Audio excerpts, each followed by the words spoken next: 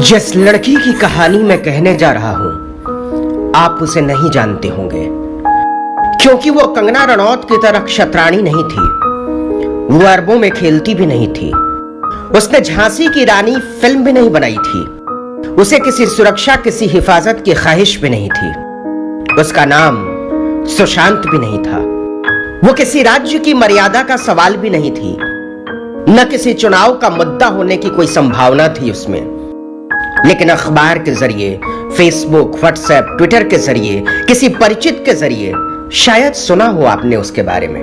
उसका नाम लेना कानूनन वाजिब नहीं, इसलिए चलिए हम उसे ज्योतिबा कहते हैं। कोई एतराज?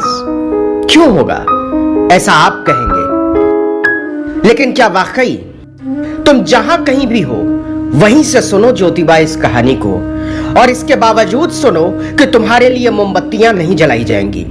इसके बावजूद सुनो कि तुम्हारे वास्ते नहीं बैठेगी संसद। ओ दलित की बेटी, तुम्हारे वास्ते नहीं उठेगा शोर। ओ दलित की बेटी, तुम्हारे वास्ते नहीं लहराई जाएंगी तख्तियां, नहीं जलाई जाएंगी मोमबत्तियां। ओ दलित की बेटी, तुम्हारे लिए आंसुओं के सैलाब नहीं, कोई इनकलाब नहीं। ओ दलित की बेटी, समता के अधिकार, अभिव्यक्ति की स्वतंत्रता, अवसरों की समानता, कुछ नहीं तुम्हारे वास्ते। ओ दलित की बेटी। तो सुनिए साहबान, इस मुल्क का विधान लिखने वाले निजाम, हाकिम और अफसरान, राजा और रियाया, हमारे सरमाया। 19 बरस की ज्योतिबा जिंदगी की जंग हार गई, लेकिन मैं उसे हारा हुआ मानने से इनकार करता हूं। मैं कहता हूं उस बच्ची की जिंदगी की ललक के आगे हार गया ये मुल्क, हार गई सरकार, हार गया समाज, हार गई सभ्यता, हार गई संस्कृति, हार गया संविधान का राज। सब फजूल था। तुम्हारी झोपड़ी में 74 बरस से कभी उतरा ही नहीं सुराज का सूरज। ओ दलित की बेटी, इसलिए तुम्हारी आंखों में दिपदिपाते हुए सपनों की रोशनी छीन लेना अपना हक समझते थे ऊंची जाति के वो नीच लोग। इसलिए ओ दलित की बेटी, तुम्हारे लिए कोई मोमबत्ती नहीं जलेगी, कोई हंगामा नहीं उठेगा।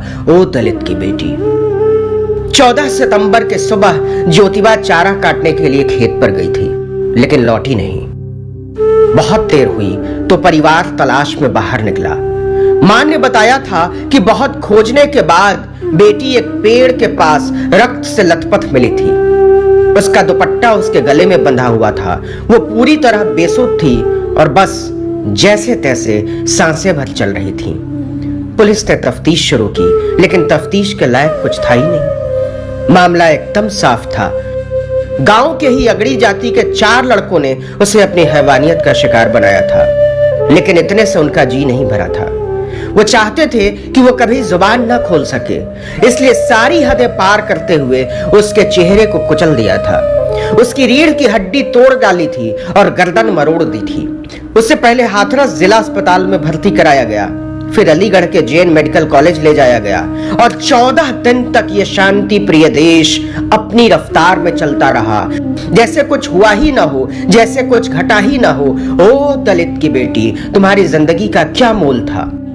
तुम्हारी निकलती हुई आंखें हाथरस से अलीगढ़ के बीच बेनूर होती जा रही थीं और हुकूमत रामराज के जश्न में डूबी थी। 28 सितंबर को जब लगा कि ज्योतिबा नहीं बचेगी, तो फजीहत से बचने के लिए उसे दिल्ली के सफदरजंग अस्पताल लाया गया, लेकिन तब तक बहुत देर हो चुकी थी। कुछ बचा ही नहीं था बचाने को। ओ दलित की बेटी, तुम्हें बचाना ही क्यों था? तुम क्या थी इस महान देश के लिए? जहां पत्थरों की शिलाओं में उतरता है रामराज, वहां तुम्हारे हाड़ मांस की गठरी की कीमत क्या थी आहुति के सिवा? सो ले ली गई।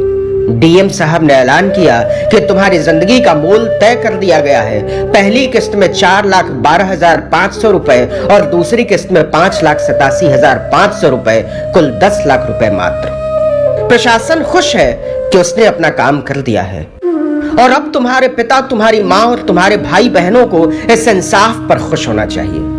ओ दलित की बेटी, तुम जहां भी हो वहीं से इस हुकूमत पर, इस इंसाफ पर, इस समाज पर फूल बरसाना, हो सके तो कोई खत लिखना अच्छे दिनों की शान में। पुलिस कहती है हमने अपना काम मुस्तैदी से किया, चारों लड़कों को गिरफ्तार कर लिया, हम उन पर कार्रवाई कर रहे हैं, संगीन धाराएं लगाई हैं। सरकार अपनी तरह से संतुष्ट है कि चलो हमने महिला सुरक्षा का वादा ठीक से निभाया है, किसी को कोई शिकायत नहीं होनी चाहिए। लेकिन विपक्ष गैर जिम्मेदार हो गया है, पूछ रहा है ये घटना घटी ही क्यों? बताओ ये कोई बात होती है? ओ दलित की बेटी।